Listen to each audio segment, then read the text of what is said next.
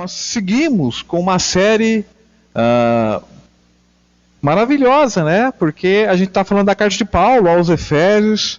Nós tivemos a oportunidade de iniciar lá no primeiro capítulo e estamos agora no final do capítulo 4, início do capítulo 5. Hoje o trecho é Efésios do 4, verso 17, até o capítulo 5, verso 4. Ainda teremos alguns domingos na carta de Paulo aos Efésios. Se você se interessar, vai lá no YouTube, na página da igreja. Lá você tem acesso a todas as mensagens. De repente você pode assistir, não digo todas, o ideal é todas, mas de repente você dá uma passada nas mensagens, porque é muito bom a gente poder seguir numa sequência e a gente tem um entendimento melhor do contexto de tudo que está acontecendo aqui. Então vou fazer a leitura, você acompanha comigo, vou fazer a leitura do trecho todo, depois a gente vai retomar alguns pontos, tá bom? Efésios 4, 17 até 5, 4, diz assim: Assim eu digo a vocês e no Senhor insisto que não vivam mais como os gentios, que vivem na inutilidade dos seus pensamentos. Eles estão obscurecidos no entendimento e separados da vida de Deus por causa da ignorância em que estão, devido ao endurecimento do seu coração. Tendo perdido toda a sensibilidade, eles se entregaram à depravação, cometendo com avidez toda espécie de impureza. Todavia, não foi isso que vocês aprenderam de Cristo. De fato, vocês ouviram falar dele e nele foram ensinados, de acordo com a verdade que está em Jesus. Quanto à antiga maneira de viver, vocês foram ensinados a despir-se do velho homem, que se corrompe por desejos enganosos, a serem renovados no modo de pensar e a revestir-se do novo homem, criado para ser semelhante a Deus em justiça e em santidade proveniente da verdade.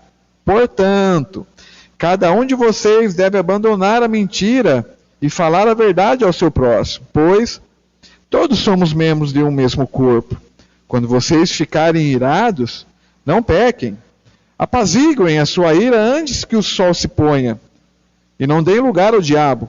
O que furtava, não furte mais. Antes trabalhe, fazendo algo de útil com as mãos, para que tenha o que repartir com quem estiver em necessidade. Nenhuma palavra torpe saia da sua boca, mas apenas a que for útil para edificar os outros, conforme a necessidade, para que conceda graça aos que ouvem. Não entristeçam o Espírito Santo de Deus, com a qual vocês foram selados para o dia da redenção. Livrem-se de toda amargura, indignação e ira, gritaria e calúnia, bem como de toda maldade. Sejam bondosos e compassivos uns para com os outros, perdoando-se mutuamente, assim como Deus os perdoou em Cristo. Agora, capítulo 5. Portanto, sejam imitadores de Deus, como filhos amados, e vivam em amor, como também Cristo nos amou e se entregou por nós como oferta e sacrifício de aroma agradável a Deus. Entre vocês não deve haver nem sequer menção de imoralidade sexual, como também de nenhuma espécie de impureza, de cobiça, pois essas coisas não são próprias para os santos. Não haja obscenidade, nem conversas tolas, nem gracejos imorais, que são inconvenientes, mas, ao invés disso, ações de graças. Amém. Vamos orar? Deus e Pai Todo-Poderoso, em nome de Cristo, à luz da Tua Palavra. A gente precisa, ó Deus, aprender com o Senhor. Fala ao nosso coração, a cada um que nos acompanha. Fala através das minhas palavras, que eu possa ser boca do Senhor para o Teu povo, para mim mesmo, ó Deus, porque eu também preciso ser moldado cada dia mais pelo Senhor, ó Pai. É o que oramos e agradecemos em nome de Cristo. Amém. Amém. Irmãos, lembrando, né, a gente sempre precisa daquela puxada, né? para a gente entender o que Paulo estava falando lá de início. Quando a gente olha lá para o início da carta de Paulo, a gente lembra, mais uma vez, como todo domingo a gente tem começado, lembrando que Paulo fala que a maior bênção que nós podemos ter nessa vida, ela não é material, ela não é desse mundo, é uma bênção espiritual. A maior bênção que nós temos na vida é a certeza de que em Cristo nós somos aceitos por Deus. Paulo fala isso, verso 3. A maior bênção que a gente tem, no capítulo 1, a maior bênção que nós temos nesta vida é espiritual, é a certeza de sermos aceitos por Deus. E que o Evangelho, essa boa notícia de Deus que chega a nós, o Evangelho nos convida a depender então do poder de Deus e não do nosso poder. O poder de Deus foi capaz, inclusive, de inverter totalmente a lógica humana, porque a gente sabe que hora ou outra a gente vai ter que enfrentar a morte, vai ter que encarar a morte, só se Jesus voltar antes da gente morrer, mas senão a gente vai ter que encarar a morte. E a lógica humana é essa: a gente vai viver por esse tempo, a gente vai morrer, a gente crê em Cristo que a gente vai viver para a eternidade, mas Deus em Cristo ele inverte totalmente essa lógica, e alguém que estava morto volta à vida, e esse alguém era o próprio Filho de Deus. Imagina o tamanho do poder de Deus para isso. Então o Evangelho nos convida a viver na dependência desse poder de Deus, tão grande, capaz de trazer alguém novamente à vida.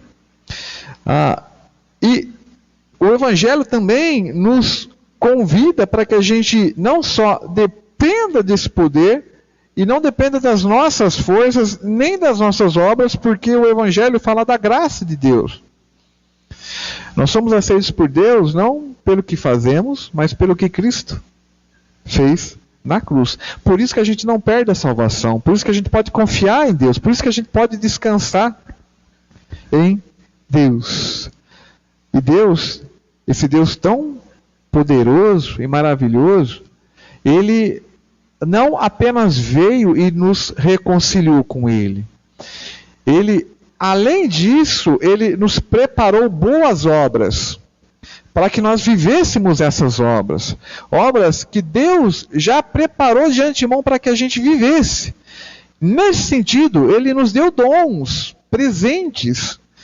Ele nos deu dom de oração, de serviço, de hospitalidade, de serviço, de administração, presentes de Deus, para que a gente cumpra então essas boas obras que Deus nos deu. A gente não pode se omitir quanto a esses presentes que Deus nos deu. A gente não pode pegar esse presente e jogar lá embaixo da cama e não fazer nada com esse presente. E a gente lembrou semana passada, a gente falou muito sobre o corpo de Cristo semana passada, de que quando uma parte do corpo não faz aquilo pela qual ela deve fazer, outras partes do corpo se sobrecarregam. E a gente deixa de participar dessa dinâmica toda de corpo de Cristo. Cada parte do corpo precisa fazer a sua parte. Cada parte do corpo é importante para outra parte do corpo. E o corpo todo depende da cabeça, que é quem governa o corpo. Essa é a figura de linguagem que Paulo utiliza, então, como um corpo que recebe dons, que vive a partir desse poder de Deus, que tem a certeza de que já tem o maior presente que poderia receber, que é a reconciliação em Cristo Jesus. É desse povo que a gente faz parte. Amém? Paulo fala de tudo isso. E a gente chega aqui e Paulo vai falar então um pouco sobre o ensino moral, digamos assim, que existe na palavra de Deus. Lógico, a gente não pode partir para o moralismo e achar que Deus vai nos aceitar porque a gente vai ser capaz de cumprir exatamente tudo aquilo que Ele nos ordena. Essa realidade não muda, porque de fato a gente tem que cumprir a vontade de Deus. Quando a gente não cumpre, a gente tem que se arrepender e pedir a Deus perdão pelos nossos pecados e seguir. Mas a Bíblia tem sim um ensino moral, a Bíblia tem sim um ensino ético. A Bíblia fala de uma nova vida que acontece a partir de Jesus. A partir de Cristo a nossa vida é diferente. Ela é uma nova vida, ou como eu propus aqui como tema hoje uma vida absolutamente nova, uma vida pura, uma vida santa, e é disso que Paulo vai falar agora, dessa realidade da nova vida em Cristo, uma vida absolutamente nova, totalmente aversa à nossa antiga natureza. Ou talvez não tão antiga, né? Porque vira e mexe a gente escorrega. Mas a palavra de Deus está lá. É o nosso norte. Então eu vou reler alguns versos e vou comentar esses versos. Eu vou pedir para você me acompanhar.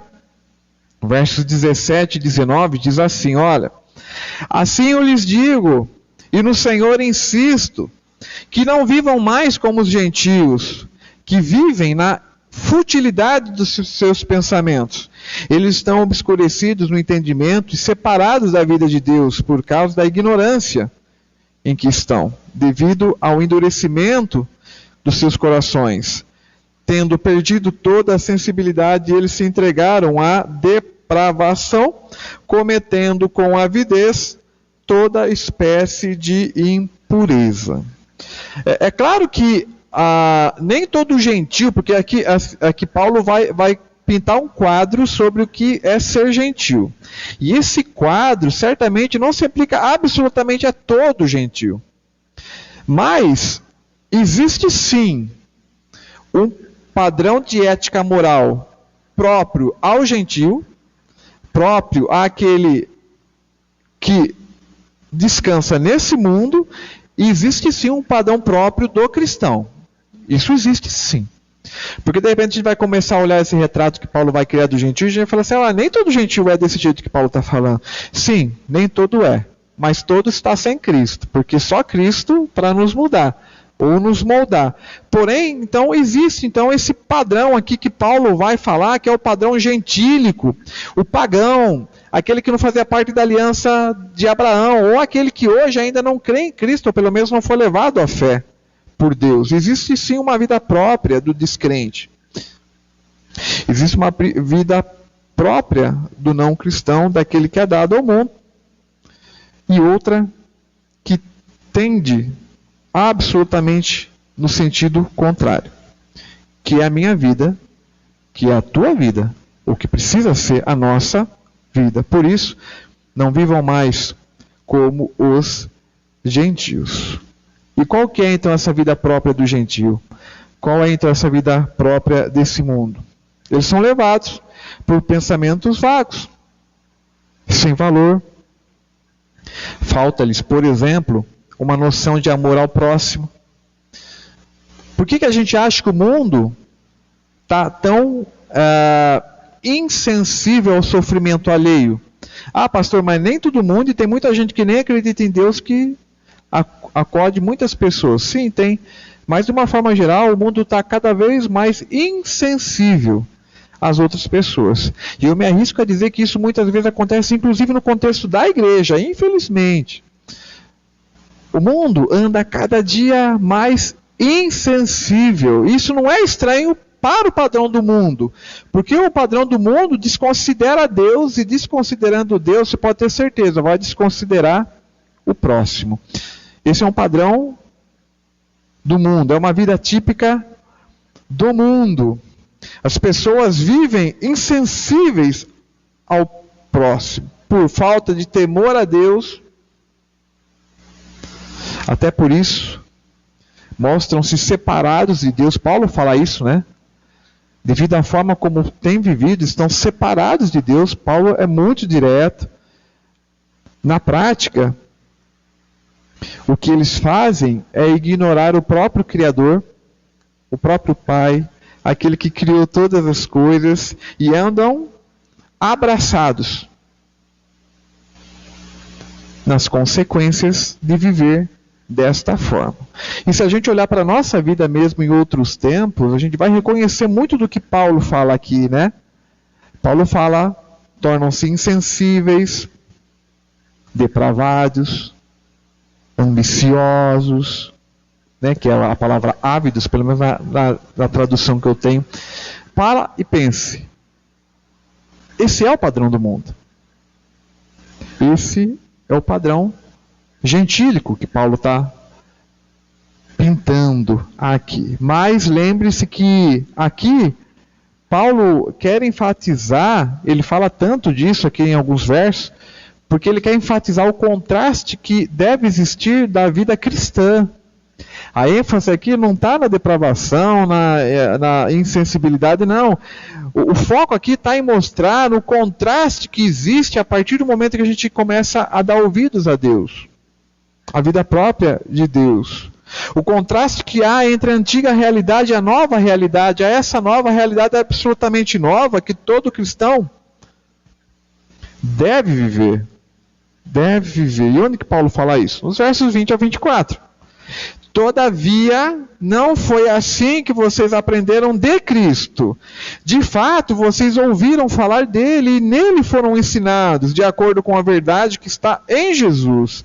Quanto à antiga maneira de viver, vocês foram ensinados a despir-se do velho homem que se corrompe por desejos enganosos, a serem renovados no modo de pensar e revestir-se de novo homem, criado para ser semelhante a Deus, em justiça e em santidade, proveniente da verdade. Diante da vida típica deste mundo, há uma vida tipicamente cristã. Uma educação moral cristã. Antigamente tinha uma matéria, né, na escola, lembra? Educação moral e cívica, né? Faz falta essa matéria hoje nas escolas. Mas aqui a gente está falando de educação moral cristã. O cristianismo tem sim um ensino moral, um ensino ético. E é maravilhoso que Paulo vai falar disso aqui agora. E não se engane, a gente está em processo também. A gente está sendo moldado. Não é porque a gente tem um dia de igreja, ou tem a vida toda na igreja, que a gente para de aprender, que a gente para de ser moldado por Deus. Não, a gente precisa todo dia aprender disso. Vocês aprenderam, vocês ouviram e vocês foram ensinados. 3 preceitos importantes na área da educação. Vocês aprenderam com o próprio Cristo. O próprio Cristo é a essência desse ensino. Não é nenhum ensino moral, não é nenhuma forma nova de viver, não. A essência da ética cristã é uma pessoa. É Jesus Cristo. Vocês aprenderam, vocês ouviram. Ainda hoje a gente ouve a Cristo. Vocês sabem disso. Quando a gente abre a palavra dele, a gente está ouvindo a Cristo. Quando a gente ouve alguém falar em nome de Deus de forma de sã doutrina, uma forma realmente babada na palavra, é Deus falando para nós. É Cristo falando a nós. Vocês ouviram do próprio Mestre. Vocês foram ensinados para uma vida cristã absolutamente nova. A gente precisa abandonar muita coisa. Eu não lembro exatamente qual mensagem, mas foi nessa série em Efésios que eu citei um autor, acho que foi, eu não vou ler, acho que foi, não lembro. Que ele falava que todo mundo tem 1 ou 2 esqueletos guardados lá no guarda-roupa, que a gente não gosta de falar desses esqueletos aí. Todos nós temos questões que a gente precisa confessar, que a gente precisa mudar, que a gente pode até esconder das pessoas, mas a gente não esconde de Deus. Nós precisamos ouvir, aprender, caminhar com Jesus, e é desse maravilhoso processo que nós estamos passando, que Paulo está dizendo aqui.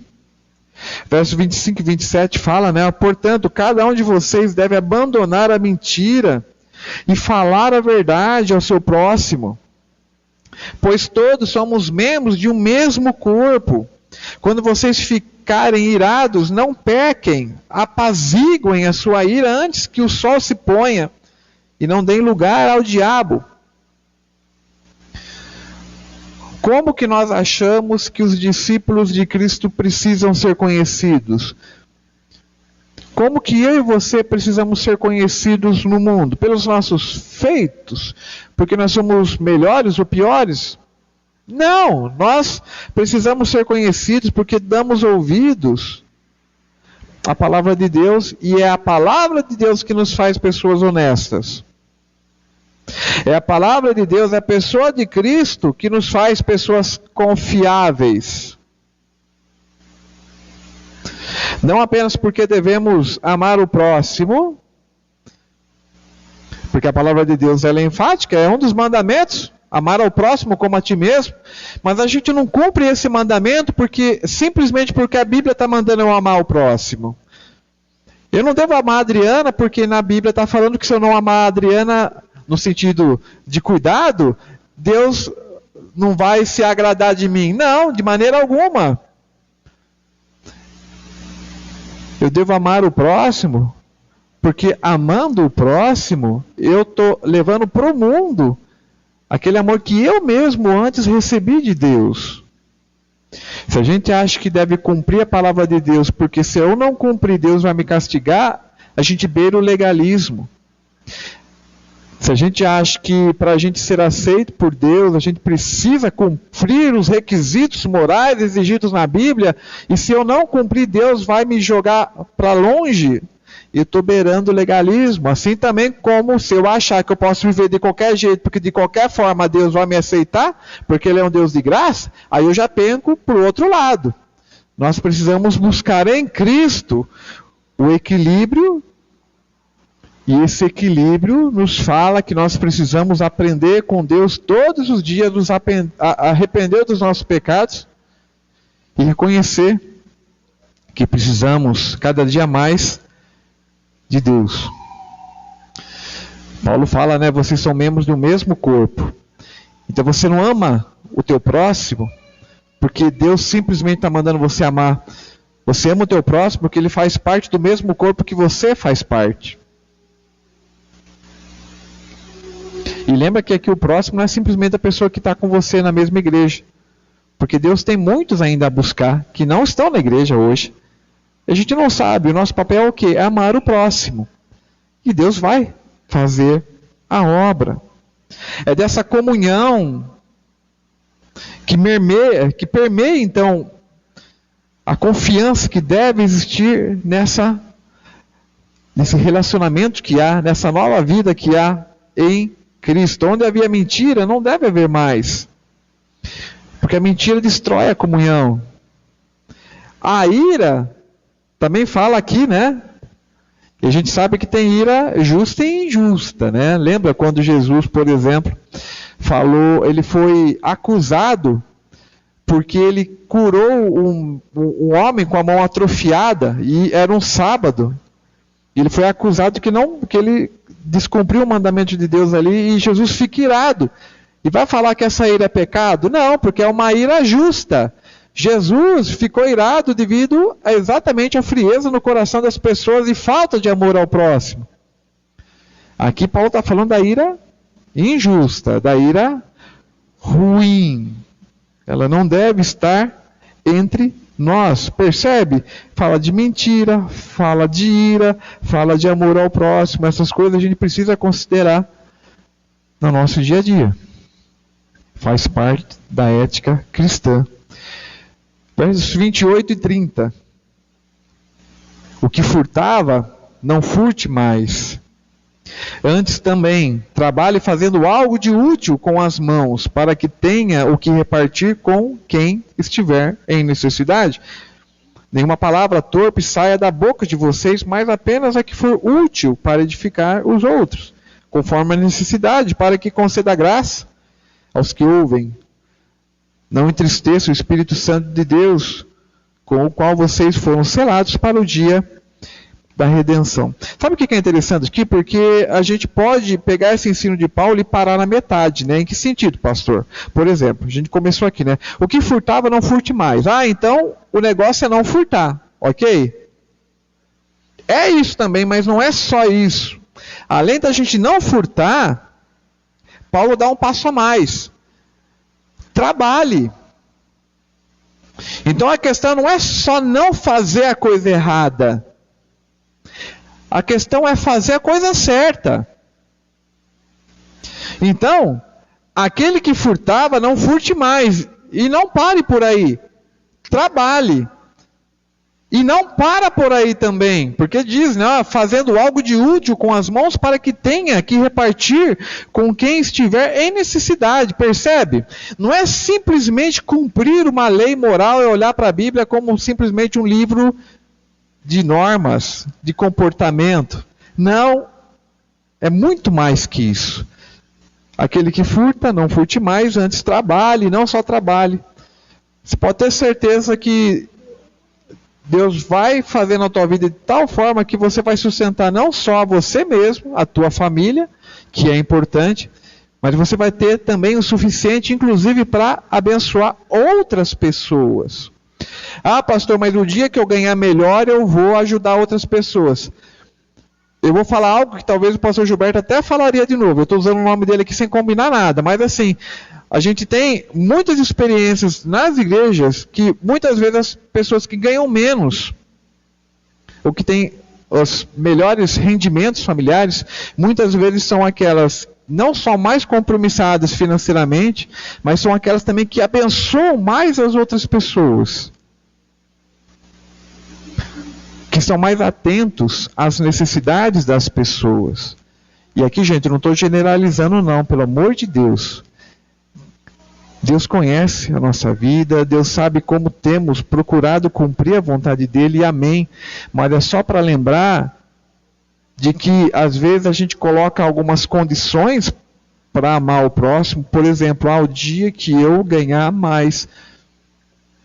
O tempo para abençoar o próximo é hoje. O tempo para me fazer a vontade de Deus é hoje. Ah, mas tem o Covid. Tá, tem o Covid, mas e aí? Você está com as pernas amarradas, com a mão amarrada, com uma mordaça na boca que não dá para fazer nada? Claro que dá, porque o tempo de abençoar o próximo é hoje. Então, tem Covid? Então faz o seguinte, se cuida. Se sente a vontade de vir no presencial, vem no presencial. Se não tem, ok, vai no online, cuida com as questões semanais, mas não se esqueça, nós fazemos parte de um corpo. E o corpo envolve muita gente, não apenas uma igreja determinada, e a gente não está parado. A obra de Deus não para, e não vai parar por causa do Covid, nem por causa de nenhuma outra questão.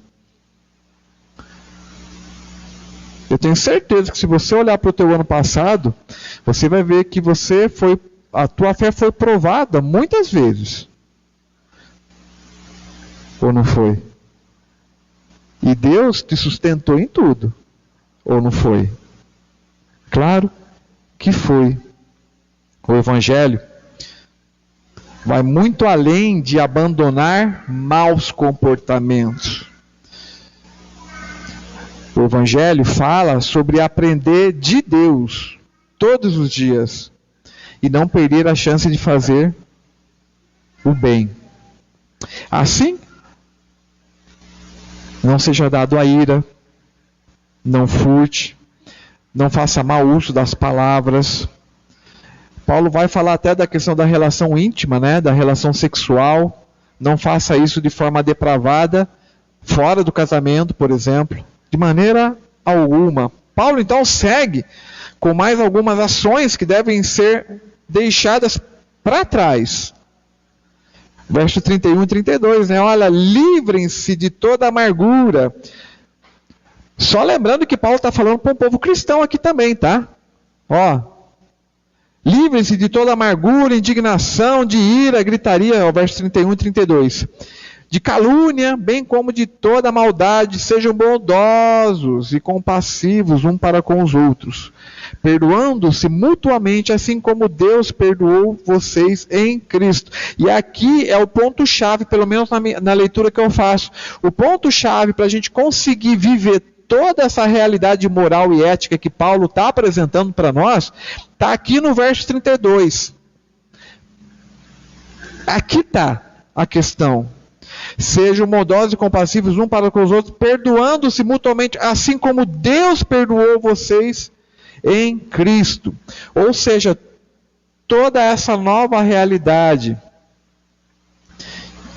que Deus nos chama para viver toda essa nova e absoluta nova realidade, a gente só vive porque Cristo morreu por nós na cruz, e é por causa disso que sim, a gente pode viver uma vida nova, se despindo de antigos valores éticos, morais, se revestindo, se fazendo uma nova pessoa, que ainda erra, ainda falha, mas que está sendo feito nova todos os dias.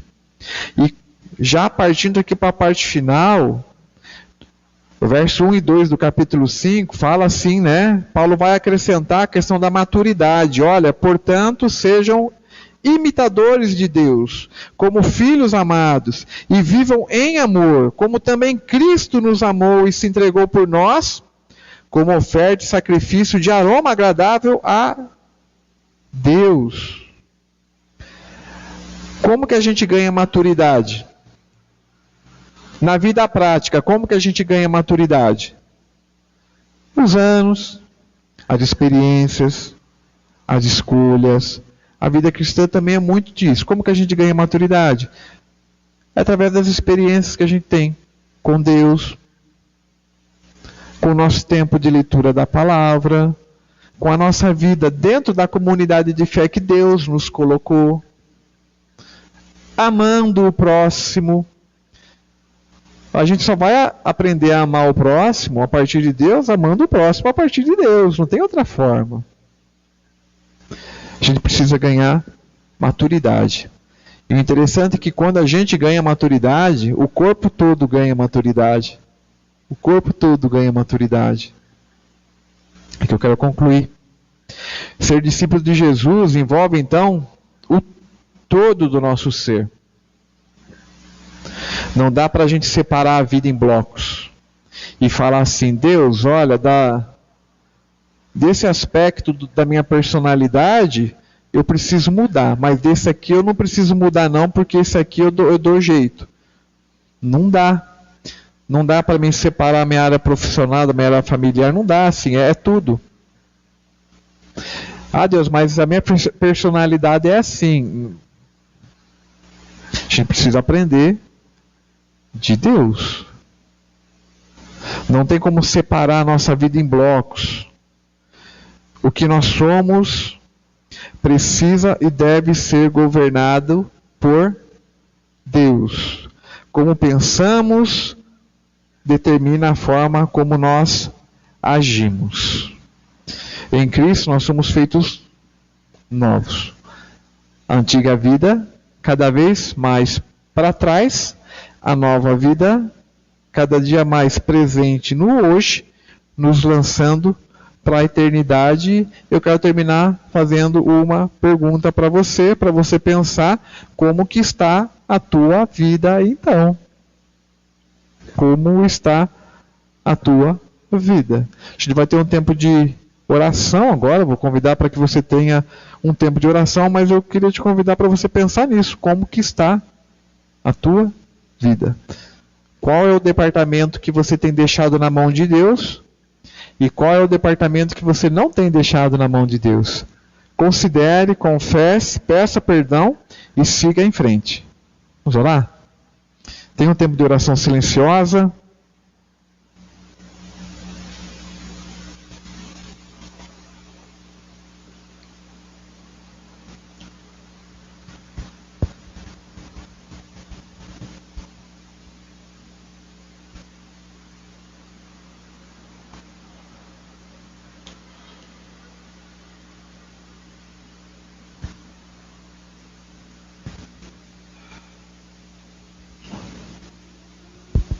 Deus Pai Todo-Poderoso, em nome de Cristo, a gente precisa de fato, Deus, cada dia mais lembrar que nós vivemos uma nova vida no Senhor. Os valores da vida antiga, cada vez mais distantes de nós. E mesmo se eles insistirem, a gente tem onde se agarrar, que é no Senhor.